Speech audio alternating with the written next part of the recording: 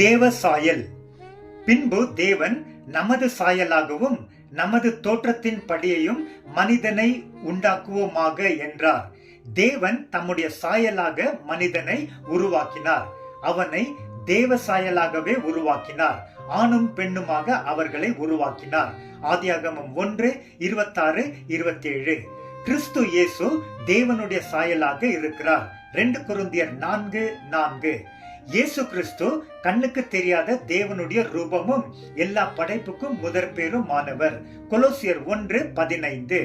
இயேசு கிறிஸ்து பிதாவுடைய மகிமையின் பிரகாசமும் அவருடைய குணத்தின் சாயலாகவும் இருந்து எல்லாவற்றையும் தம்முடைய வல்லமையுள்ள வசனத்தினாலே தாங்குகிறார்.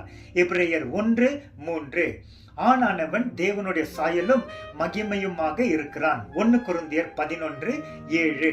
மனிதன் தேவ சாயலில் உண்டாக்கப்பட்டதால் மனிதனுடைய ரத்தத்தை எவன் சிந்துகிறானோ அவனுடைய ரத்தம் மனிதனாலே சிந்தப்படட்டும். ஆதியாகமம் 9:6. மண் ஆனவனுடைய சாயலை நாம் அணிந்திருப்பது போல வானவருடைய சாயலையும் அணிந்து கொள்வோம். 1 கொரிந்தியர் 15:49. நாம் எல்லாரும் திறந்த முகமாக கர்த்தருடைய மகிமையை கண்ணாடியிலே பார்க்கிறது போல பார்த்து ஆவியாக இருக்கிற கர்த்தரால் அந்த சாயலாகவே மகிமையின் மேல் மகிமை அடைந்து மறுரூபம் அடைகிறோம். 2 கொரிந்தியர் 3:18. முந்தின நடக்கையை கூறிய மோசம் போக்கும் இச்சைகளாலே கெட்டு போகிற பழைய மனிதனை நீங்கள் களைந்துவிட்டு உங்களுடைய உள்ளத்திலே புதியவர்கள் ஆகி உண்மையான நீதியிலும் பரிசுத்தத்திலும் தேவனுடைய சாயலாக உருவாக்கப்பட்டு புதிய மனிதனை அணிந்து கொள்ளுங்கள். எபேசியர் 4:22-24. பழைய மனிதனையும் அவன் செய்கைகளையும் களைந்து போட்டு தன்னை படைத்தவருடைய சாயலுக்கு ஒப்பாக பூரண அறிவை அடையும்படி புதிதாக்கப்பட்ட புதிய மனிதனை அணிந்து கொண்டு இருக்கிறோம்.